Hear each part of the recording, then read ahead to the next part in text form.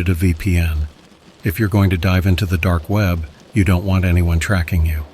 A VPN masks your IP address, making it look like you're browsing from a different location. I found a decent one, paid for it, and set it up. It felt like I was gearing up for some kind of secret mission. Once everything was ready, I launched Tor and started browsing. At first, it was just like I remembered, messy, chaotic, and a bit overwhelming. There were forums for everything you could think of, from conspiracy theories to hacking tutorials. Most of it was harmless enough, just people sharing their weird interests. But there were darker corners too, places where you could find stuff you really didn't want to see. I wasn't looking for anything in particular. I just wanted to take my mind off my missing car and the general crapstorm my life had become. I scrolled through page after page, not really absorbing anything. But then something caught my eye, a link to a site that promised exclusive automotive deals. I clicked on it, half expecting it to be some scam or joke. The site loaded slowly, like it was crawling out of the depths of the internet. When it finally did, it was surprisingly slick. There were pictures of cars, all kinds, from beat-up old clunkers to high-end sports cars. The prices were ridiculously low, like too good to be true low. I couldn't shake the feeling that these cars were probably stolen, but at that moment, I didn't care. A part of me was curious, another part was just numb. I kept scrolling, looking at the different makes and models, wondering who was behind this site and what their story was. That's when the idea hit me. What if I found my car here? It was a long shot, but stranger things have happened, right? I mean, my car had disappeared without a trace. Maybe, just maybe, it had ended up on some shady dark web marketplace. I decided to search for it, but that's a story for another part. For now, I'm just trying to process how a simple bout of boredom led me down this rabbit hole. And let me tell you, things only got weirder from here.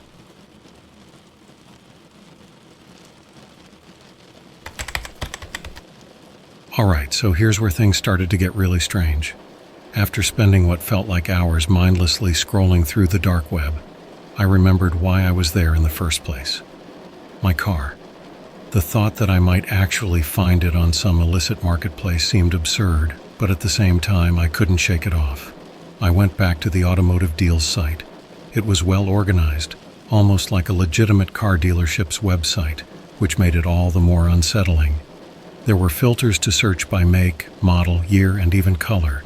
It felt bizarrely professional for a place that was almost certainly selling stolen goods. I hesitated for a moment, my fingers hovering over the keyboard. This was nuts, but curiosity got the better of me. I typed in the details of my car, the make, model, year, and color. My heart was pounding as I hit enter. The page loaded. And there it was, a list of cars matching my search criteria. I scrolled through them, feeling a weird mix of anticipation and dread. The cars looked like they were in decent shape. Some even had detailed descriptions and photos. It was like browsing Craigslist, but with a sinister undertone. I kept scrolling, and then I saw it. My car. I knew it was mine because of the scratch on the left door. It was a long, jagged mark, something I'd gotten from a close call with a shopping cart a few months back. It was too specific to be a coincidence. I clicked on the listing, my hands shaking.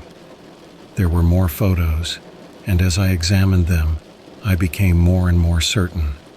The little dent on the bumper, the worn-out seat covers, every detail matched. This was my car. A part of me felt vindicated. I wasn't crazy. My car had been stolen and ended up on this shady site. But now what?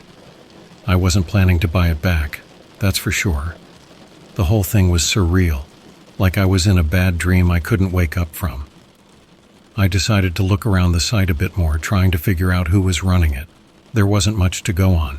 No contact details, no names, just a generic contact form and a few cryptic messages about discrete transactions and satisfaction guaranteed. It was creepy. I was about to log off when I noticed something in the corner of the screen. A chat icon. It was blinking, indicating that someone was online and available to talk. I hesitated. This was getting deeper than I intended, but I had to know more. I clicked on the icon and a chat window popped up. The conversation started innocuously enough. I pretended to be a potential buyer, asking about a few different cars to not raise any suspicions.